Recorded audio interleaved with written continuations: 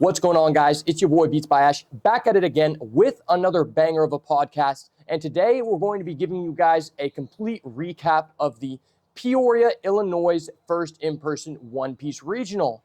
But before we get into that, I just want to let you guys know about a couple of things we got going on. First of all, make sure to smash the like button and turn post notifications on so I can continue to keep giving out free value. And as well, if you're not following me over on Twitter, at Beats by Ash on Twitter, and my Discord server will be in the link of the description on this video, at Beats by Ash official on Discord.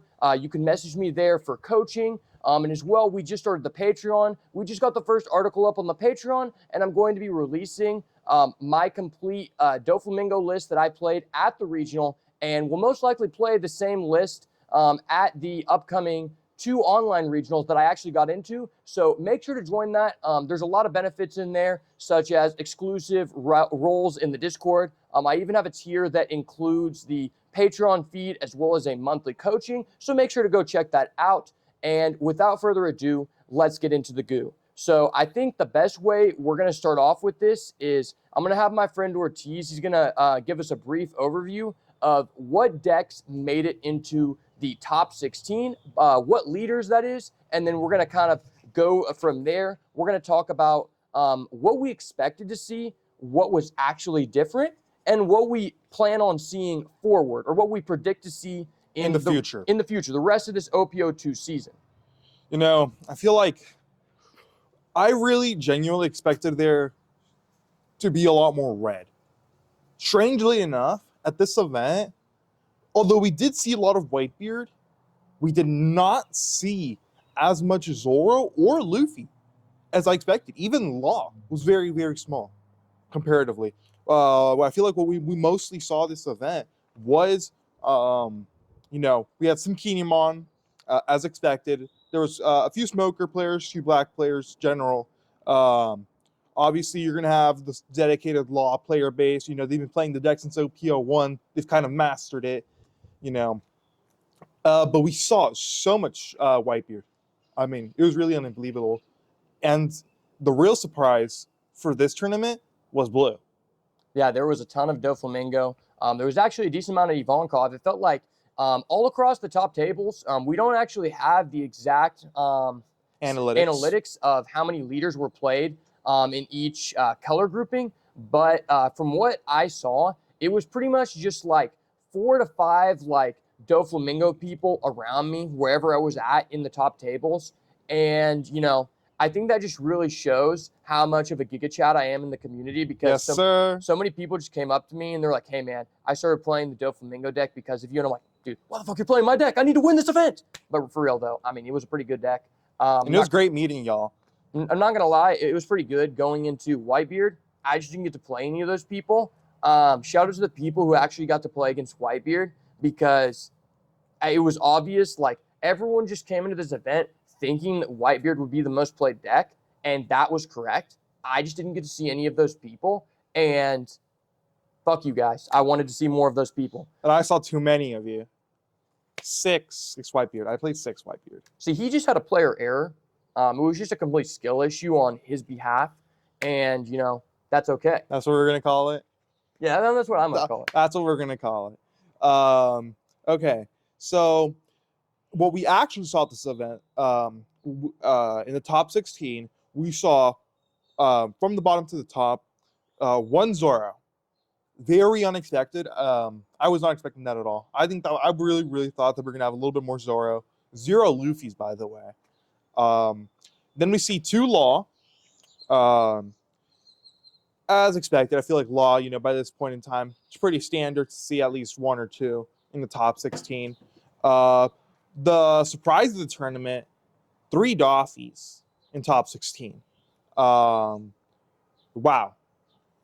I mean, we just did not expect it at all. I expected this guy to be on the top 16, but someone fumbled when he lost. Yeah. Then next, as expected, we see Kinemon at 4 in the top 16. Pretty relevant. And then Whitebeard at 6, capping it off, How many Strawbeard? How many? We had 4 Straw Hats and then 2 Moby Dicks. One of the Straw Hats was, if I remember correctly, playing a Moby Dick. So we'll call that one a half breed. You know, we'll have like just about 2.5 Moby Dick and then 4 Straw Hats. You know. I want to give a special shout out to the guy that Ortiz played against, who was playing Strawbeard, but he had a one of Moby Dick and he activated it in the trigger. I really like that guy, and I have a lot of respect for him going forward for clapping you. Better player. Yeah. So in the top 16, there was 3. The bottom 16, there was 3 Whitebeards. There was 2 Kinemon, 1 Doffy, and 1 Law. You mean the people that lost? Yeah, the people who were 16th place. Yeah, okay. And what's very interesting is when we go into top 4, there was actually 4 different decks that made it into top 4. 1 Doffy, 1 Stagebeard, 1 Kinemon, and 1 Law. And then the finals was Stagebeard versus Law, with Law winning the event. Now, I think, let's go ahead and start off from the bottom of the least represented deck, and we'll just kind of go through what we thought was going to happen if this was, the amount that we felt would have been seen, what we think we will see at the upcoming next events, and just go from there, because I think this event is going to bring a lot of changes, so you're not going to want to miss this, because we're giving out the free value. So the first one we're going to talk about... Zoro. 1 Zoro. I think that Zoro being at the bottom signifies something so much bigger than what people realize. It is showing that we are not the same as the Asian countries. Japan, Singapore, all these countries that we've seen lists coming from for months, we are not the same way. We don't play the same. Zoro was the most popular deck over there for a long, long time. Whitebeard was considered really not very playable. I mean, we are seeing huge shakeups in the meta. From what we've seen over here, you really think that Whitebeard was the best deck. I mean, yeah. And it's been like that in the online regionals we had before this. Before this tournament, I think that we had 4 or 5 online regionals already conducted in the U.S. And when I recorded the data on those, I think there was 23 total Whitebeard tops, which was 2 higher than Zoro and 5 or 6 higher than Kinemon, something like that. But Whitebeard was definitely on the top. And I think with Zoro, I personally was expecting to see a lot more. Now, while, he's saying that our metas are different, I think a big part of that is people who came into these online regionals thinking, they liked Zoro. They thought it was strong at the beginning of the format. They went up against a lot of Whitebeard people, and it's kind of a similar play style when you think about it. And so I feel like, considering Whitebeard kind of directly counters Zoro at its core mechanic, where you're trying to get Dawn efficiency with Zoro, right? You want to get the most value out of all the low cost characters. That's kind of your game plan. And it's when you go against Whitebeard, especially if they're playing Strawbeard, where all of their guys are 6, you're basically just implementing double taxation without representation. And it basically just makes it to where you can't win. And I think since a lot of people in this game really just like to net deck the Asian meta and, just kind of do what other people are doing without thinking, those people were just dang, I'm not doing very good with Zoro just because I went up against this deck that just hard countered me. And because it's a similar play style, I'm going to switch over to that deck. And I think that caused a lot of people to stop playing Zoro, which I personally don't think is correct, because if anything, I think that Whitebeard players should be playing Zoro. They're just not playing it correctly, I feel. I don't know.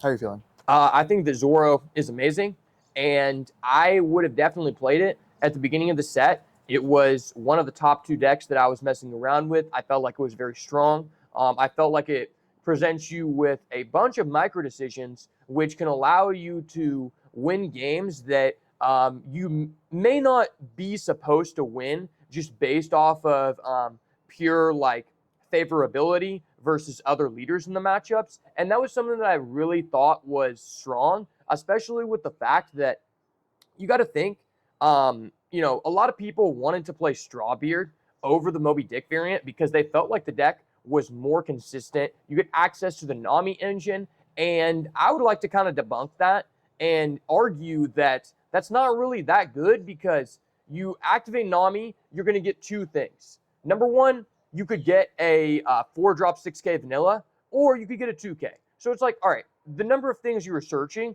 are not even that high value. And then the Nami just has like a depreciating value because the only thing that it lingers on the board is it just gives you the opportunity where in the late game, if you also have a Makino, you could get a 5K attacker. So it's like, I just have this one card in my deck, which searches these other cards, but all of my cards do the same thing. So it's not even giving me a lot of like options, which is the main advantage of searchers in this game, is that it creates options so you can create different lines. It doesn't really do that in this deck. And while it does make it more consistent for you to curve out, which I can understand why, a lot of people would say that's good, I don't think it's as like impressive for the right reason.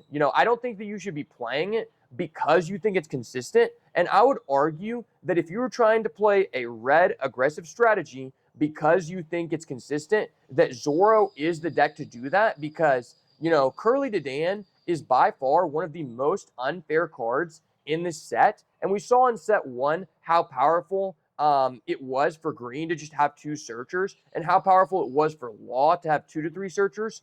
And with this, everyone understands Curly Dedan is an unfair and oppressive card, just allowing you to get a +2 for no reason. But with the Zoro deck, you have the highest chance to not whiff off of your Dedan. And I think that is strongly underrated.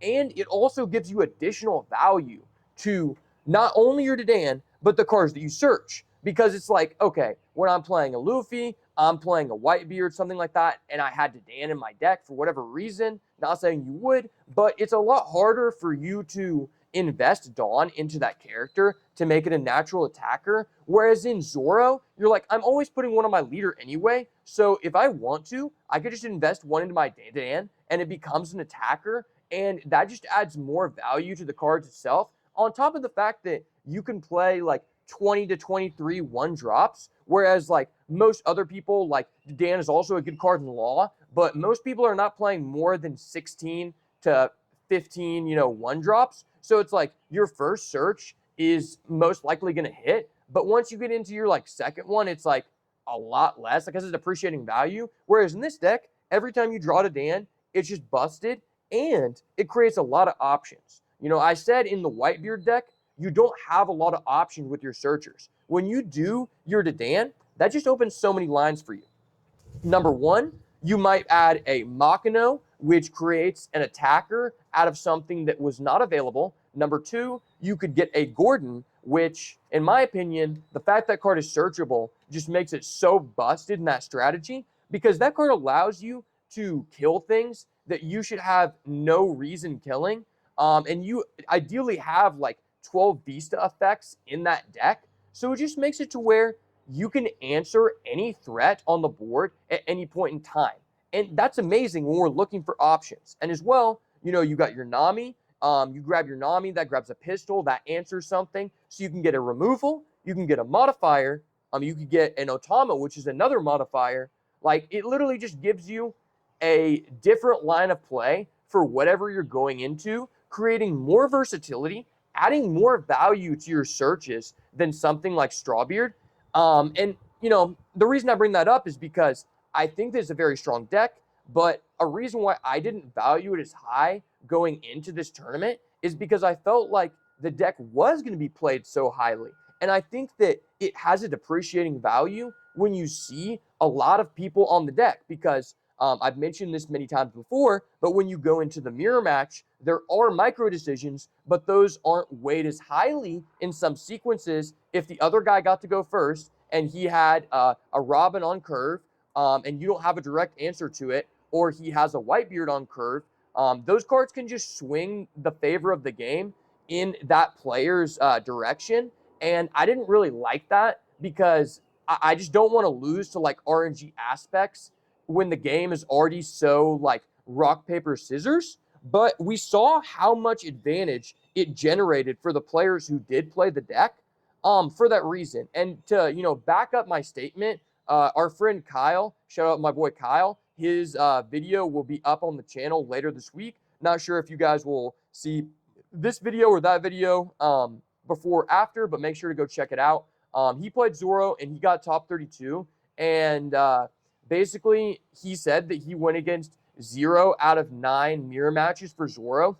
And that definitely makes me feel like my position is validated because the deck is very strong. But when you go against these mirrors, it can feel kind of polarizing and the decisions are less impactful. So if I was meta calling that there was going to be almost no red, then I feel like I would have had a huge advantage at that event. Yeah, I really feel like right now Zoro's kind of in a good spot if you're not playing against into the mirror.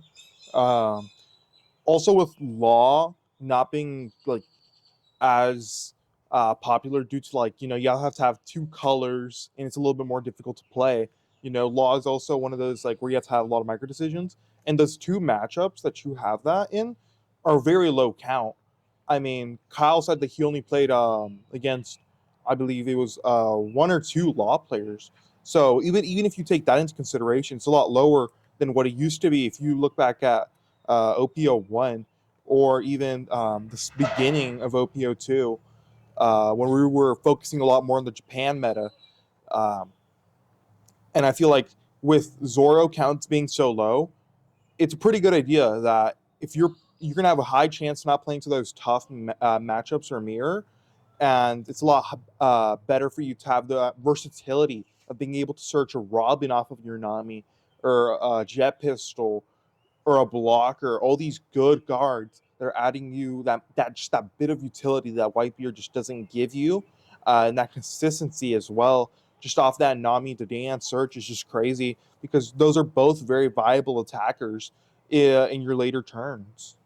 100%, and on top of that, a lot of people we saw cutting Nico Robin in the Zoro deck. You can make the biggest argument that that is a staple of a card because of your ability to easily access a wide variety of modifiers. I think a lot of people decided to cut Nico Robin from their Law or, whatever they're playing just because, they felt like, number one, it could get tapped. Number two, it doesn't necessarily answer vanillas on their own in the Whitebeard matchup. But with Zoro, when you can easily access a Gordon, it does directly just answer those. And since you have such a high chance of seeing cards like that, it's still just such a good option. And I think a lot of people underlook that.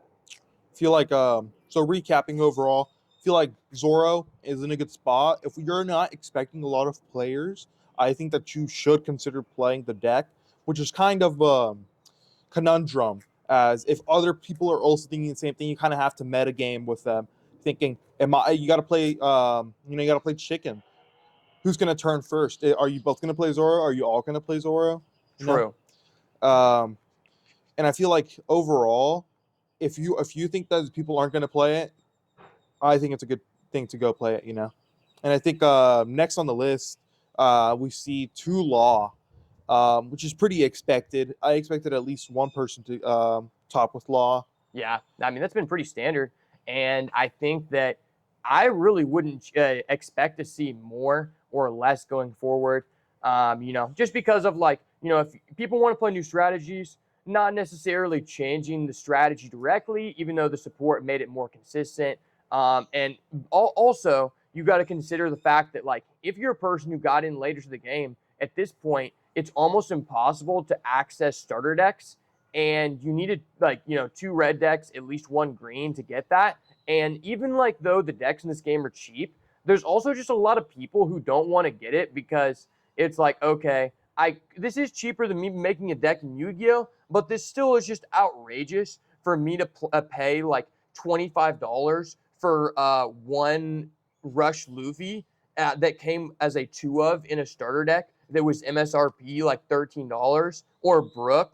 There's just so many other cards like that, and you have to have access to all of those. Then you have to have access to 3-cost Zoro, which is another one of the most expensive super rares if not the most expensive. And then you also have Law, 5-drop Bouncer, which is another like somewhat expensive card since you need 4. It just like inhibits a lot of people from doing that, because I think a big selling point of this game is that you can get in, you can buy into the poker tournament with such little stakes, and you have a chance to win such high value prizes. And I think that attracts a lot of people. So I just don't really expect to see more Law people. And like he mentioned, it's really kind of just like the people who are topping for the most part, they either topped other events so far or they just got close. I feel like Law players right now, if you've been playing Law since OPO 1, you shouldn't stop playing Law for the simple fact that you understand the deck fundamentally more than other people do.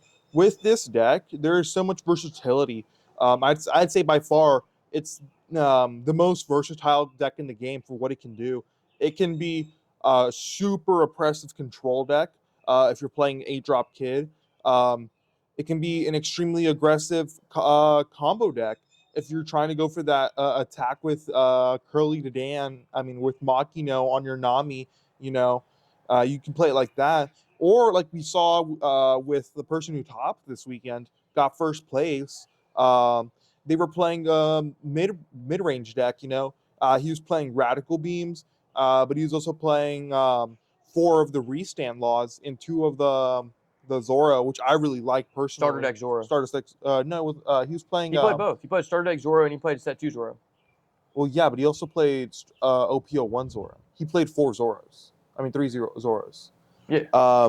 Yeah, and I feel like with that, you're seeing like the ability of Law to do basically anything.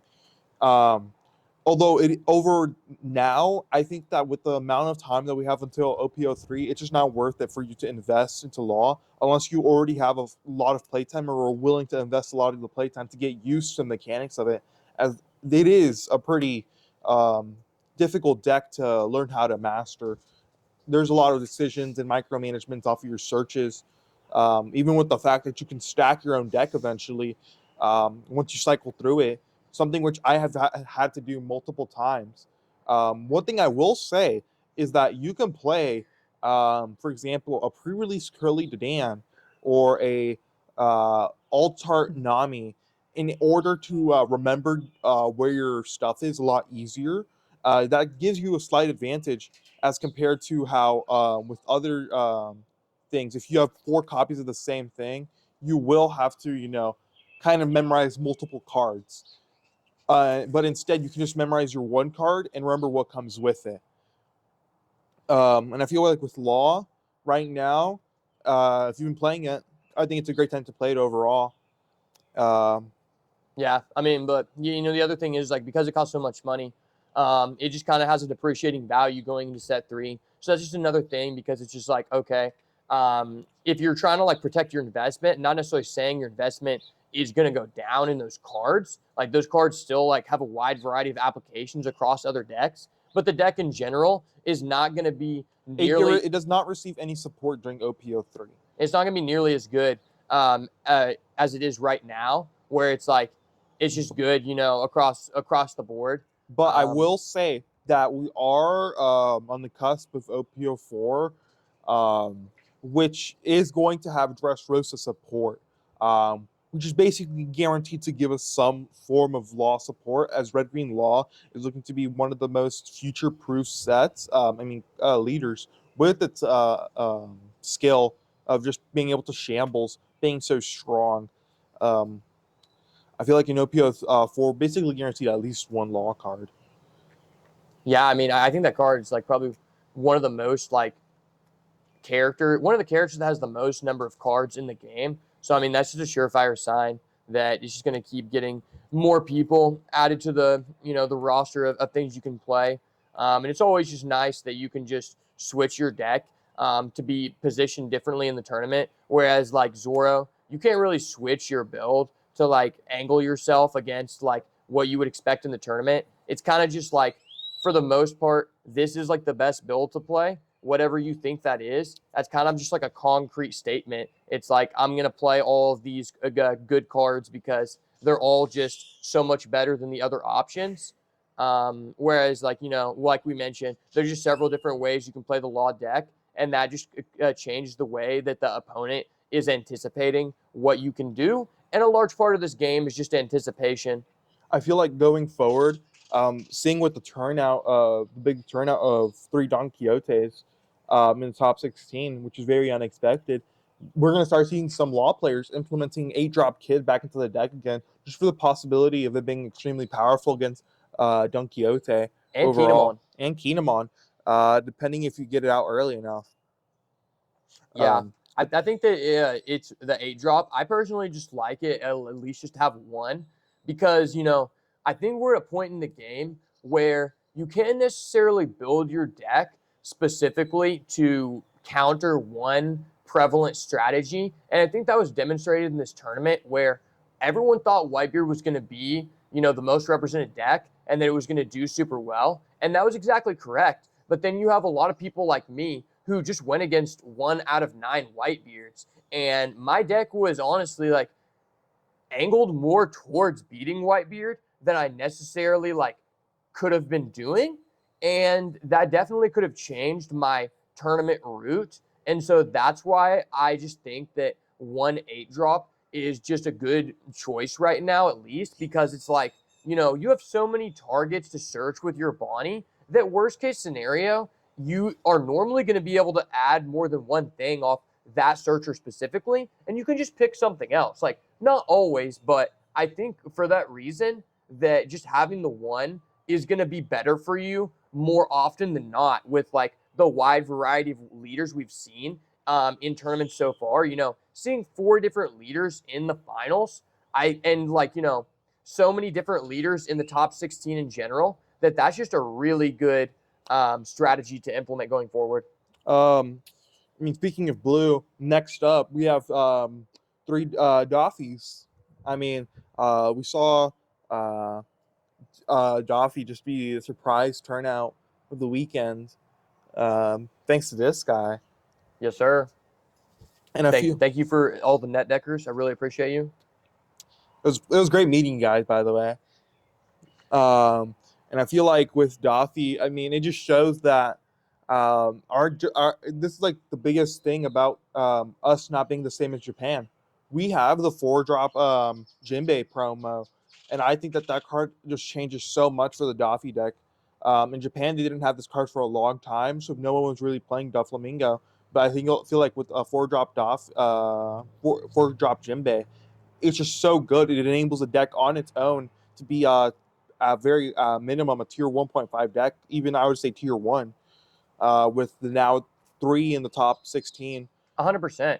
And there's a couple key takeaways I have about this pick. So first off, I want to start off, one of the main reasons I selected to bring this deck to the tournament, I don't just play this deck. That's a big misconception. I've literally played every deck in the game, and I'm bringing the deck to the tournament that I think is going to give me the highest chance to win. And a large part of bringing this strategy is not because it's overwhelmingly like so much better than other decks, but number one, it came down to the fact that not a lot of people have been playing the deck. And, another part of that is not everyone could access the Jinbei because it's expensive, it's hard to get, and that gave me a competitive advantage. Well, in this tournament, we just saw so many people do it. I literally saw someone buy 2 Jinbeis for $300 total. And that just shows you how much hype there is around the strategy. And I think that it has a depreciating value the more people that are bringing the deck. Because to give you an example, I went against Daniel Hefner in like round 8. Shout out to him for getting top 4. Make sure to check out his video on my channel. But basically, like the mirror match is just not skillful in any way. It directly just comes down to first, who went first, and do you have Mihawk on curve? And if you do, it's on the other guy to respond with a Mihawk. And if he doesn't, you automatically lose. And at that point, I actually did. He played the first Mihawk. I played the second one. He played the first Mihawk. I played the second one. He played a second one of his own. I played a second one of my own. He had the third one, and he was also only playing 3. And so he just had 3 back-to-back. So he automatically just wins. And on top of that, he also just had a 1 of 6-drop Luffy, which allowed him to bounce my blocker, which is another card that I think is like honestly a very interesting choice because it brings that surprise factor. But in general, it's super polarizing. And if I knew this many people were going to be bringing the deck to the tournament, I honestly would have just not brought the deck, even though I think it is like the best deck in my opinion for me to bring the tournament based on my experience and the way that I've like kind of like meta crafted the deck. It's just like there are situations like that where it doesn't really matter what hand I open. This guy just automatically beats me without any skill expression. And I'm not taking anything away from him, but just in general, like I didn't expect to be going against anyone like that. And he himself, I think he said he played against like 3 or 4 mirrors. And I just don't find the mirror very fun. And if there's a bunch of people on it, I just wouldn't play it for that reason. Like, it doesn't matter what build you're playing. And I think that kind of like just kind of misconstrued the, what was thought about the deck, where he played a very different build. He didn't play any Jinbei. He didn't play any 1-drop Dofi. He played a lot of like weird cards. And I think the fact that he, played so many Dofi mirrors and Whitebeards, that really like added to the value of his deck. No, I'm not saying he had like a bad deck or anything, but I personally do not necessarily agree with a lot of the choices he made as being like correct. But I think that is not as much of a factor when you just play against a bunch of mirrors and maybe he just drew Mihawk more than the other person. And as well, he played 7-drop Dofi, which is another like tempo card. So like there's just a lot of things about the deck where while there are a lot of like pathways you can go with the deck, those don't necessarily come up in certain matchups. In the Dofi matchup, it comes down to Mihawk. Doesn't really matter what deck you're playing if you're playing the card, and everybody is. In the Whitebeard matchup, doesn't even matter what deck list you're playing. Like, you should just clap them 9 out of 10 times. The guy has to have such like a high RNG variance to beat you. I've honestly, like, in my tournament experience, I went against a guy like when I was 4-1, and he had 3 back-to-back 9-drop characters on curve on the play at Strawbeard.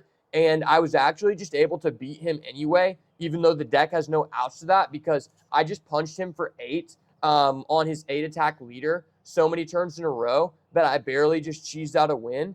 And, that just kind of demonstrates, like, how powerful, like, how one-sided the deck is in the rock, paper, scissors tournament versus Whitebeard. Like, it doesn't matter what changes you're making. And so you need to take that into consideration when looking at people's lists who may be very different. That, when you look at a list, this may not be the 100% most correct list to bring because there are other factors that go into how you can win with that deck. It's very much like one-sided in the Whitebeard matchup and as well in the Luffy matchup and in the Zoro matchup. You're just going to win all of those matchups. Like, it's just so impossible for the other guy to win. He has to have such a high variance, which anybody can beat anybody. But I would just meta game that you don't need to tech your deck out to beat those because your leader abilities inherently outvalues them. And you're just going to have a good, matchup against them on paper. I would just more angle the deck towards some of the more difficult matchups like the Kinemon and as well like, the Law. Depending on what build you're playing, I haven't really had a lot of trouble with Law, but that's because my deck's kind of angled towards that. And I'm trying to think about what other matchups are a little more difficult. Black. The Smoker matchup, I honestly have found out, like, I thought it was a super free matchup, and now I'm starting to think it's more like 60% in the Doflamingo player's favor, 40% in the black player's favor. And a large part of that comes down to if the black guy is smart and he angled his deck to go first and he chooses to go first, that can sometimes screw you because the 5-drop Smoker with double attack, anyone who has double attack kind of just like cucks you because you don't have high enough like defenses at the midpoint in the game to necessarily stop that. And so if they successfully hit with that card, you kind of just lose. And when they go first, you can't Mihawk on curve. So it's not like you have like an immediate answer in response to that. But if you go first, I feel like it's super free. And most people are playing the go in second version of that deck. So, it's a little bit, it's more of something that I wouldn't worry about angling my deck to beat. And what was the other decks in the top 16 that I mentioned for that matchup? You've mentioned Law, Okay, I guess Pull I of just mentioned Red, everything. Kinemon. Yeah, I mean, I kind of just touched on like, yeah, you want to angle your deck to beat Kinemon. The thing about the deck is a lot of people have this misconception that you lose to the 8-drop, and I have found that that is not actually correct. What you lose to is anyone who can output an excessive amount of blockers on the board at one time because there's no hard removal, and in order for you to actually like maintain control of the board and get value out of your leader, you need to have your characters survive and you need to be able to threaten his characters with your leader. And I feel like with Blue, one of the biggest things is one of your biggest weaknesses is whenever your opponent can redirect your attacks for very cheap. Yep. Because your strength of the deck is that you can attack for 7 essentially every turn, forcing your opponent to discard cards from hand. But against a matchup like Law or like Green, where they're playing a lot of blockers, that can be one of your biggest weaknesses, because if they put up an 8-drop, you need to attach up to at least 10, I would say, in order for you to have a good chance of killing it. But if they just have a blocker, they can redirect your attack without you having to do without ability to do anything. yeah, and that kind of puts you in the same situation as a guy establishing a 9-drop character Whitebeard, where it's like, okay, it would require me too much Dawn to invest in my characters to actually go for some damage. So then you just end up taking your turns to develop instead. But I've actually destroyed Eustace Kid players who had the 8-drop on the board because I just had answers to their blockers. And at that point, like, you can use your bigger threats to just answer their 8-drop, and it's not that much of a problem. But regardless of whether they have the 8-drop or not, the matches I lost were because the guy had back-to-back like Capone Gang Beige or like the Toki blocker if they have like a Yamato killer. Yeah. And I think the biggest strength of the deck and why it's done so well in this tournament is because a lot of people cut these low-cost blockers because everyone was anticipating there was going to be a wide variety of Vista effects, and then the red people didn't show out. So then the blockers actually had like a higher appreciating value than what was originally thought. And I think that's like how also some of the stage beard people like went as far as they did, because the stage beard people play the 2-cost 3K blocker, and that's a good card if it's not poppable via Vista, which no one was really playing. And so that just like, gave those people more room to push through to the top cut, and like that worked in the favor of the Dofi people if you didn't go against anyone who had as many blockers. Like in the Kinemon matchup, a lot of people have been cutting 2-cost killer for that reason, because you invest like 3 Dawn, and then the guy just kills your guy for 3 Dawn, and he develops the character. So it just kind of wastes their But I tempo. also feel like a lot of more people were also anticipating that Robin with that Zoro as well. All the Vista type effects are just so strong. But just to concur, I mean, without blockers, Doffy is one of the most oppressive leaders for his ability to push out resources so freely with the cards in hand in order to counter out of dangerous situations. 100%. And I feel like that, speaking of green, that kind of really leads us into the 4 Kinemon players that we had. I feel like Kinemon still in a good spot. I mean, it's Kinemon. You can't really be mad with Okiku on turn 1. Yeah, it's crazy. I honestly just want to throw out there that a lot of people are like, I like to play Kinemon because it's a control deck and there's a lot of decisions. Like, dude, there's no decision. You just play your stuff out on curve. Yeah, you just play your stuff out of curve, but then you're just actually legally cheating. You're like, oh, I should play this card on curve. Oh wait, never mind. I am allowed to get a tax deduction here. Let me just cheat this out. And I was like, okay, just play your best value card on curve. And in a lot of games, you don't even have to think. You just win. Like, if you have already an established board and then you just Odin on curve, I almost just don't know, like, how you can lose.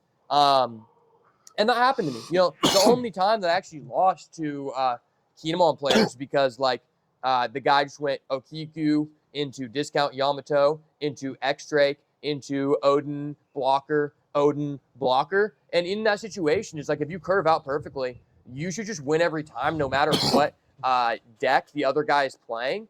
And I mean, that's dope. I just don't think that it's as like consistent as you would think. You know, that's why it's difficult to win the tournament, because you get into the top cut, and if you don't open Okiku on turn 1 in a best 2 out of 3, then you know you're just not going to be as impressive as you would be doing so in a best of 1 game where you opened one of your 8 3-drops on curve and you're just going to steal the game. So I mean, like it's good, and I mean it is consistent.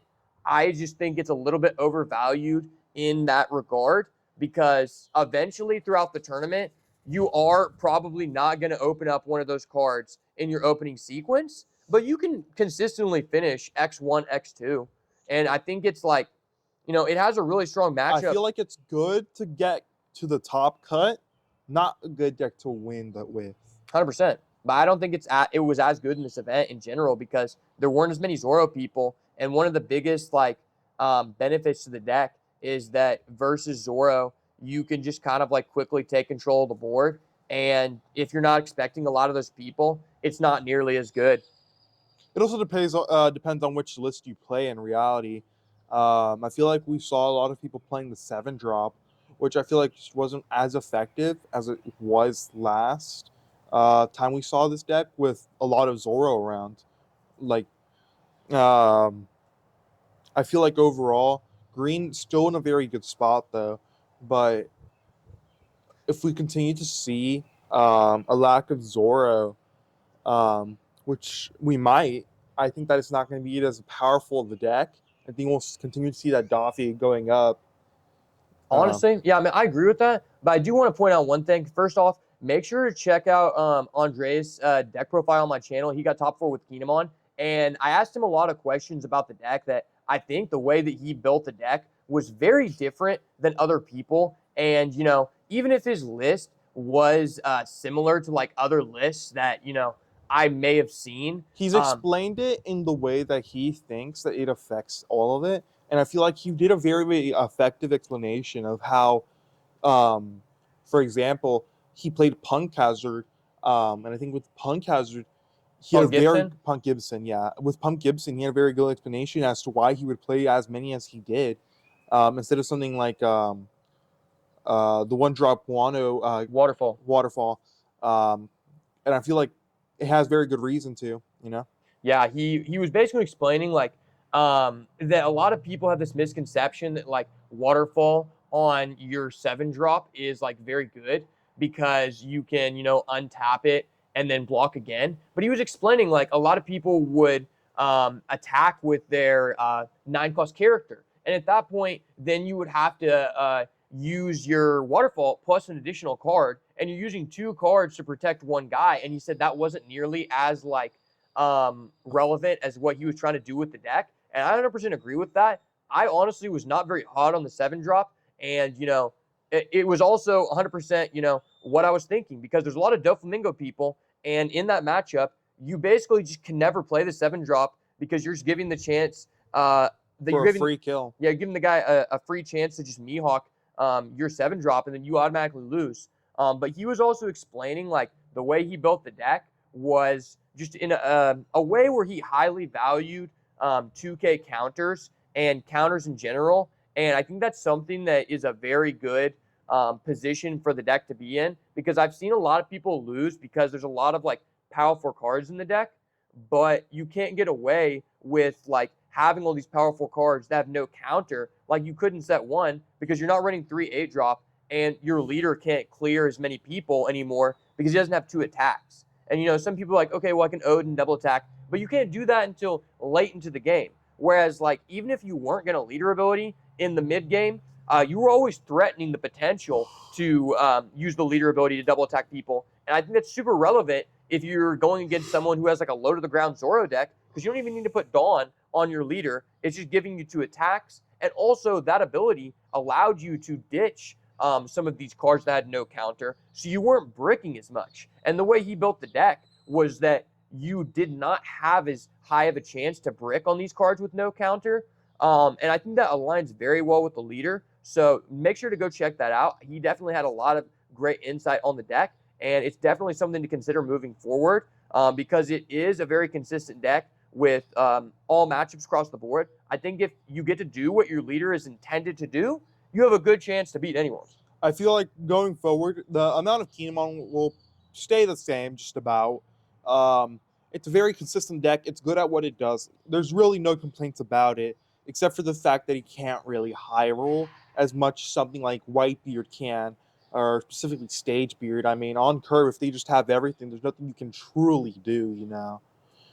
Which leads us into Whitebeard, which, as expected, 6 of them, 4 of them playing Straw Hats, 2 of them playing Stage.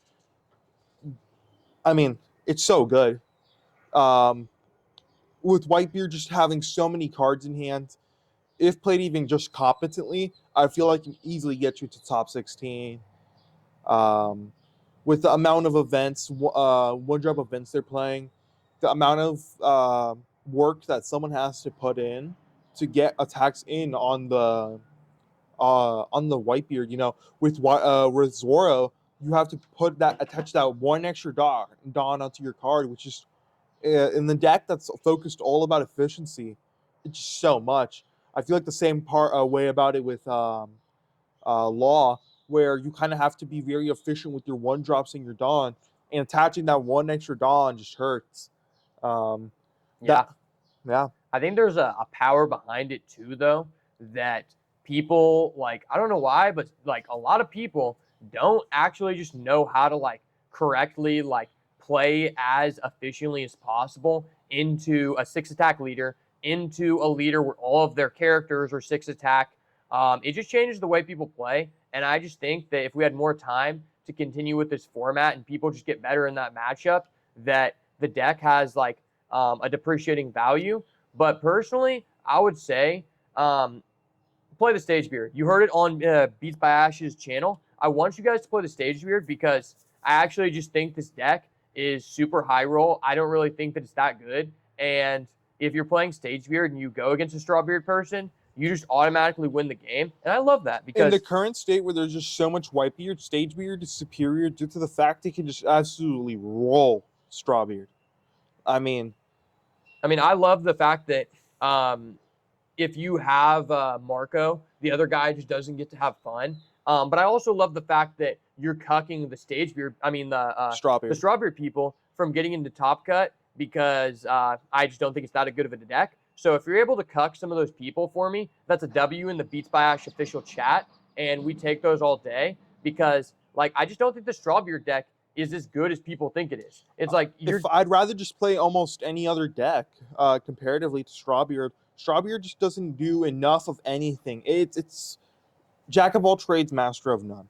It does everything okay. I mean, it has 6 life. You get a lot of cards in hand, but I feel like I'd just rather play Stagebeard, if I was to want a deck type like that, or Law, because you can just high roll just as much as you can with it. You know, there's just so many other possibilities. Why limit yourself to Strawbeard, where with that just has no real versatility? I mean, I don't really think that there's that much high roll potential in the Strawbeard variant. I think that very just much comes down to, did you get to play first? And if you don't get to play first, that just screws you. I mean, if you have multiple Whitebeards in a row, I mean, well, yeah. What can your opponent do, really? If you have multiple Whitebeards, bro, that's what I'm saying. Yeah, it's only good if you go first. If you go second, then you can't even play your Whitebeard on curve, and that sucks because you're probably not going to do that. Because when you go second and you have Whitebeard in hand, ideally in the Strawbeard variant, you want to protect your life from all attacks so that when you get to put down your character, that you will stabilize your life at the highest possible health total. If you play it on curve and block all attacks second, you're at 1 life. I'm saying that you only get to choose. You can only force your opponent to go second. You know, if you win the die roll. Yeah, I don't like that. That's ass. I would rather just play Stagebeard, where like you're almost always confirmed to go second. I'd really prefer Stagebeard. Like in the game itself, it's like if you go first, it's not really that much high roll potential. It's just, can you win die rolls? Because you're just playing out guys on curve until you get to stabilize with your character on the earliest possible turn. And since you're drawing 2 cards per turn, it's such a high chance that you can access the character. And it's just like, directly cuck some people. Like, against blue, even though you're not favored, the character, there's no way to actually directly out it Versus green, there's no way to directly out it. Like you can out it with like a Luffy or a Zoro deck, but not that many people played that, and that just allowed those Strawbeard people to prosper. And I feel like if you're just gonna like put all of your money on, being lucky, I would rather play Stagebeard because it's like, okay, at least you can kind of like high roll across like more matchups. Like, and you're almost guaranteed to go second because it's like the only person who's gonna go second is Kinemon, and I feel like if you, no matter whether you go first or second, you have an equal chance to play the game. Because when you go second with Strawbeard, you're cucked by that curve issue. But when you go first with Stagebeard, it's like, well, yeah, you can't play your stage on an efficient as turn, but at the same time, you do also have a chance to trigger stage in life. And that doesn't matter regardless of whether you go first or second. And one of my biggest problems with the deck is, this is especially prevalent in the Strawbeard variant, is you don't necessarily lose to the other guy. You just lose to yourself because some hands you draw too many events at one time or too many cards that with no counter at one time, and the other guy just punches you in the face on that crucial turn, and you're like, wow, this is so fun. I literally just can't defend myself, and I had 8 cards in hand. Like that actually just comes up a decent enough amount of time for me to just X that out. Like I just don't like that. And what's nice is at least in the the Stagebeard variant, you can literally just sit there and stall out because you actually have blockers. In the Strawbeard, it's like you need to stabilize with 9-cost character or you die because you know blockers. With Stagebeard, you can sit there with Marcos, and technically, if it's like a deck where, like, example for blue, there's no rush cards. Anyone with no rush cards, you can sometimes just stabilize by having 2 Marcos and just keep discarding at 0. So it's like you're not even really at 0. And I think that's nice because while you do need the stage to win most of the time, sometimes you can just stall out until you get to the stage. Or even just Whitebeard. I mean, sometimes if you just have multiple Whitebeards in a row instead of just your stage, if you manage. You don't play that Whitebeard in the stage if you're good. You play the ace. Yeah, I thought you were talking about Strawbeard. Yeah, no, that's what I'm saying. I like Stagebeard because you don't have to rely on that. You can draw any of number cards, and it's like, Kaido was super good in, set 1, still super good because you can go 50-50 with everyone if you draw your island. Well, with Stagebeard, you can just draw your stage at any point in the game and not even on the first turn, and you're not even negatively affected. On top of, like, I feel like if you just trigger stage, you almost just always win. Like, that's just so busted. Stage off a trigger is just a tempo move. There's nothing your opponent can really do about it because there's no real form of stage removal yet. Yeah, and I also think that, like, Ace is a super good card, but I think that Ace is just, like, higher value in the Stagebeard deck because, like, attacking for 9 is really, really good. Yeah, no, that's really good. But on top of that, like I was saying about, if you have Marco and you have the other blocker, like you can kind of give yourself a wall to where you can just play Ace during the late game at any time. Whereas if you're playing the Strawbeard variant, it almost just feels like you have to play Ace on that one turn. On curve. Or else, like, you're just going to die because you're going to have to play Whitebeards for the rest of that match. Whereas you just have, like, a wide variety of turns to use the Ace. And most people who play Stagebeard also play Seaquake. Seaquake has insane synergy with Ace. And I think that's, like, super nice with the deck because you just have a 1 Dawn Vista effect. And like we addressed earlier in the video, a lot of people just undervalue those effects for this event. Some people playing Killer Blocker and stuff, and it's like, if you have a Seaquake on that, it's so crazy. Oh, no, it's absolutely broken. I mean, me, myself, I got fucking aced onto 2 Seaquakes to kill my stuff. I mean, it's so good. Oh, yeah, that's busted versus Law. Yeah, no, it's absolutely crazy against Law. But I feel like, I think that Strawbeard's going to start to go down. I think you're going to see a little bit more of that Whitebeard stage variant before that gets banned. Just because the amount of potential that it has, no matter what, you can somehow win, I feel like, with Stagebeard. If you just get that stage, even late game, you just manage to get it. It's like, oh, no, now my game plan, it's ready. I can just launch, especially because all your blockers and stuff, that if your opponent is attacking, right, there's just times where you can just... it goes back to your turn. You just defended yourself. you're trying to go for game, you can just attack with all your blockers because now they're all like 6Ks, 5Ks. Your Marco is huge after that, you know. You can attack for 7 with it.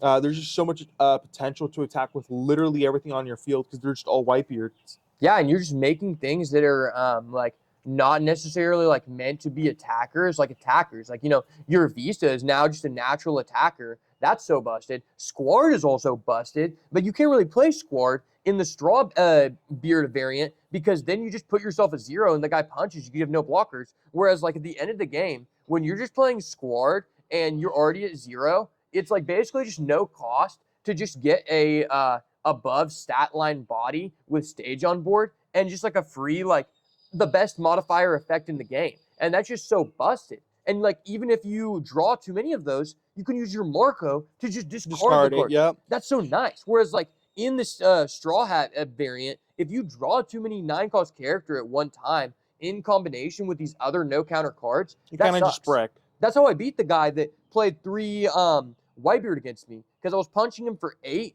while his leader was at 8, but his life was a 4th Whitebeard and then an event that he didn't have Dawn to play, and it just allowed me to kill him. And that's just something like you can expect to see in that deck. And I honestly just don't see how so many people keep winning with it. Maybe they just keep going against each other and just knocking themselves out because, like, unless you go against Zoro, I don't really see how good that is. And also, like, there were so many Dofi people. I don't know how you didn't just get knocked out because it requires no skill from the Dofi guy. You just automatically lose. Especially with that 9-cost Mihawk.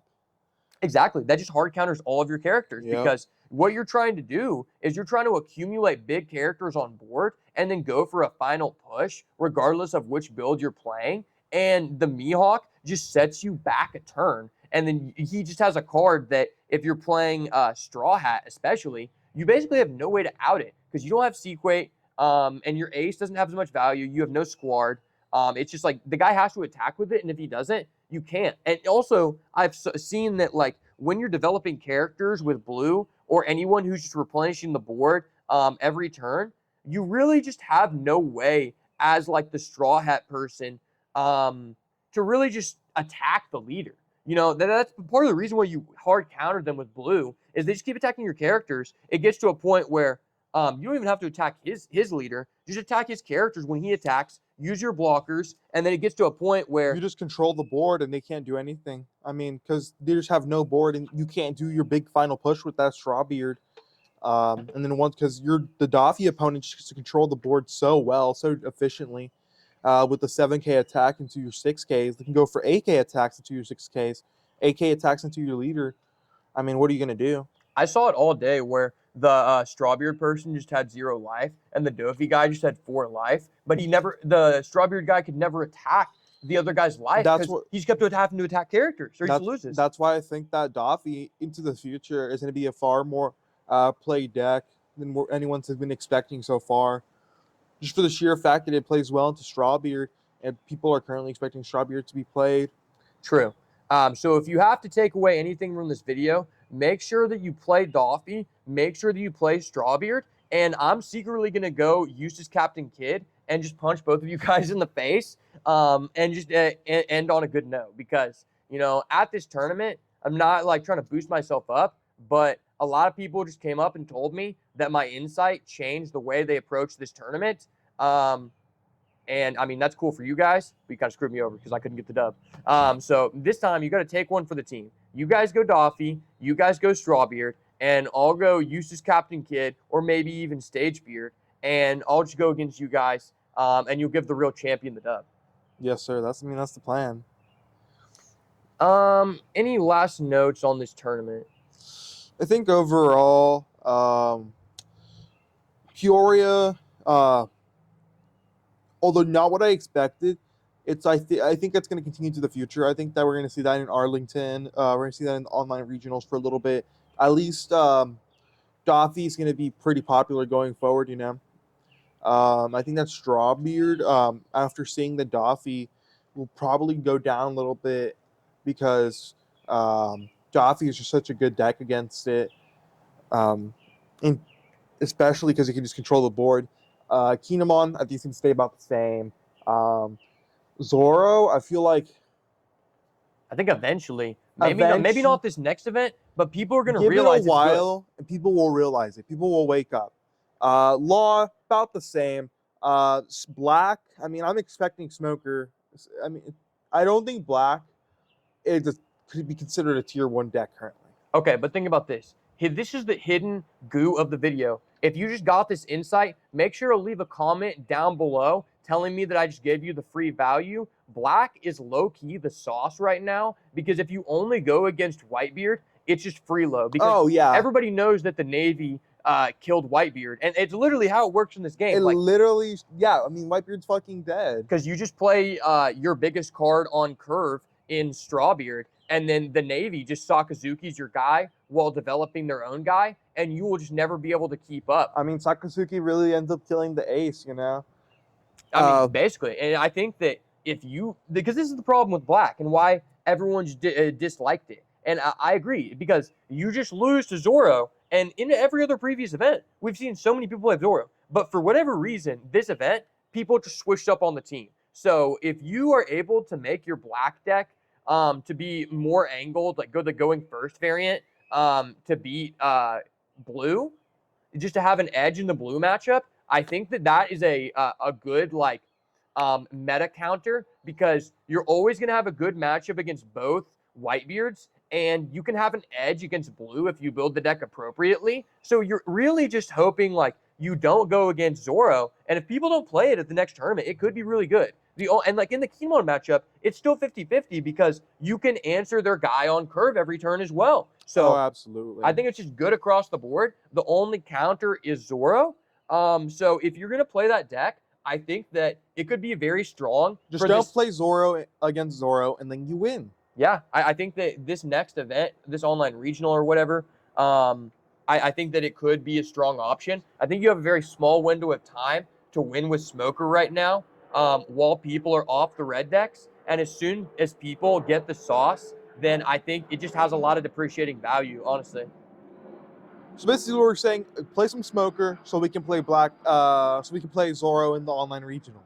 True. I'm actually just going to come up with the Zoro goo. And while you're watching this video, I'm comboing in my mind. I see the line. Rush Zoro, rush Zoro, rush Zoro. 5, 5, 5. Okay, game. It's That's over. what we'd like to hear. It's locked in. All right. Honestly, I just want to end the video by saying shout out to the tournament organizer of this event. Who's the tournament organizer? I don't know. Oh, I forgot. Your memory shit. All right. Shout out to the tournament organizer, because this was probably the most well-run event out of any event in any card game I've ever came to. In the regard that the rounds just went on super quickly. They gave us an actually generous lunch break. They actually gave us our natural born rights, which is something that never happens in any tournament. You were allowed to have water and food and stuff, which is not normally accounted for in a tournament. And they actually spread it out over 2 days. It was honestly just the most seamlessly on time event that I have ever been to. I mean, we would get rounds within 5 minutes of the last person finishing, which is crazy. Yeah. In Yu-Gi-Oh, they would take 30 minutes after that, and that was awesome. The only complaint I will have, and this isn't really a complaint, but it's just if the tournament organizer or someone who is there sees this, I will say that it was a little bit frustrating that the way they did the side events was different than previous in-person events. Basically, at over halfway into the tournament, I think I was 5-1 at this time. Beginning of round 7.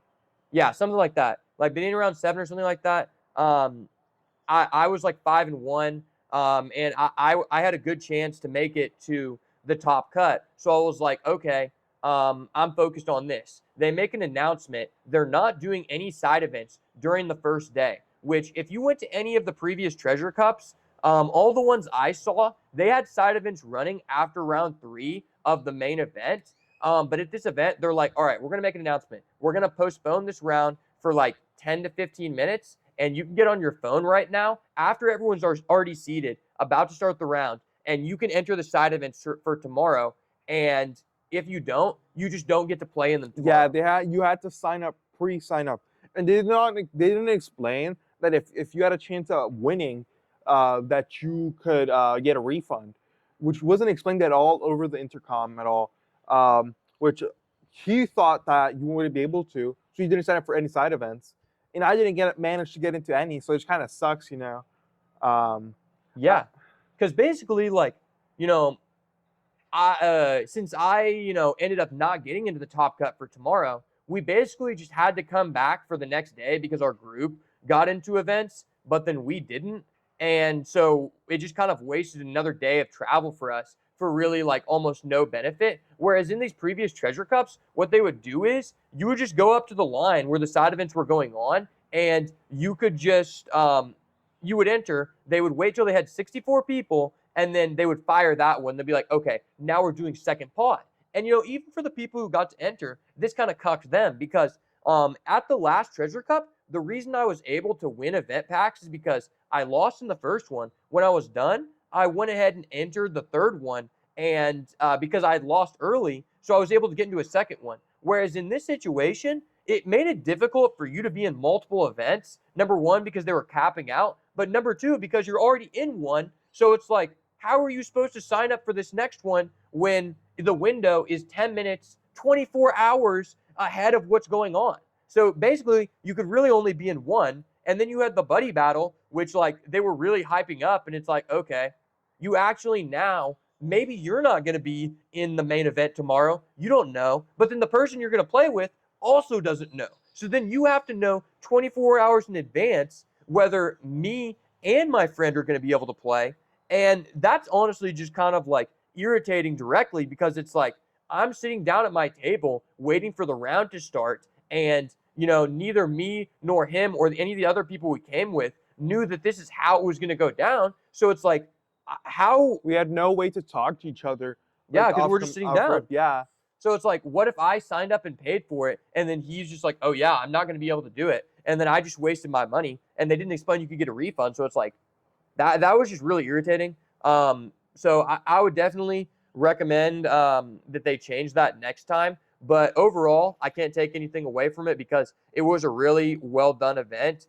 And that tournament organizer, I would definitely look forward to coming back to them in the future for how well they did. And the judges seemed, you know, pretty legit as well. So overall, great experience. And if it's somewhere nearby, I would look at coming back. It's just one thing I would like to point out for anyone who hasn't been to these is that an in-person regional is way less worth it if you have to travel than a Treasure Cup. Now, coming from Yu-Gi-Oh, you have regionals and YCSs, which, you know, there's a bigger level event with more prizing, which is the YCS versus the regional. Well, it's similar to that in this game, but the way that they show it to you is weird because basically it's like both of the tournaments have the same cap, but if you go to a regional and you reach top 128, you don't actually get a chopper. That was only at the Treasure Cup.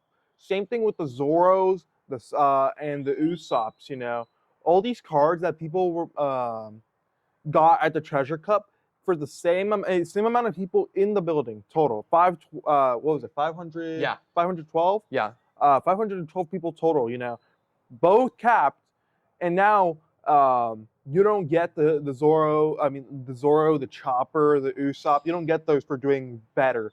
You only get the Serial Luffy for getting top 8, and if you get top 32, you get some extra stuff. Yeah, and the thing is, like, that really wasn't weighed appropriately because you got to think, like, these prize cards just made it so much worth it for people to come. And in this event, you know, yeah, you did get a mat for top 32, which I don't know why you didn't get a mat for the Treasure Cup as well. Oh, yeah. That seems like kind of a basic thing in any card game. But this mat, like, I mean, it's okay. But at the end of the day, you know, it's not cool enough to where someone is willing to pay a couple $100s for it. Like, it's hard to move to other people. Whereas, you know, in the Treasure Cup, all the additional cards you're getting are very easy for you to sell or trade, regardless of their value. The cards that you got from this and the prizes in general are just more difficult for you to get rid of, and you're getting less value from them. So, if anything, they need to change the cap on these regionals and make them less. You know, I don't want to hear anybody complaining about, oh, but I didn't get to enter. Okay, dude, I don't really care. That is just not really worth it because there's no reason that people should be playing for 9 rounds making the tournament as high stakes as another event where you're literally just getting less stuff. And Or just increase the pricing. yeah, well, yeah, then you need to do something. Like, either way, that is just not a good system, because it's really not worth it to travel to it if it's more than a commute away for you. And I, going forward, would probably not travel to another regional unless it was convenient for me, for that reason. And I definitely think you should consider that before going. Oh, absolutely. Yeah. All right. So thank you so much for watching this video. Make sure to check out the Patreon. Going to be uploading some stuff on there later this week. Going to be uploading Exclusive deck list. my exclusive deck list from the event. Is going to be up on there. We just got the first article up there, but we're going to keep adding some more things over time. So stay tuned for that. Make sure to stay locked in with my Discord. Link will be in the description. And looking forward to the next one. Going to try to do this on a regular basis. Just want to make sure that it's planned out where there's actually stuff to talk about, because I don't want to just sit here and just not be giving out free value. Rambling, yeah. We're also going to be uploading these early on the Patreon. So if you guys want to see these early, you know, get like a couple days head start on all the other people, play it. So, you know, if we upload one right before a regional, when you get telling what you got to play, you know, we might upload it afterwards. So I think that y'all should go to the Patreon, you know, give it a look. For sure. I think I've covered about everything I wanted to talk about in this video. Thank you so much for getting this far. And as always, if it's not the goo, it's got to go. Peace. Ooh, is that indigo?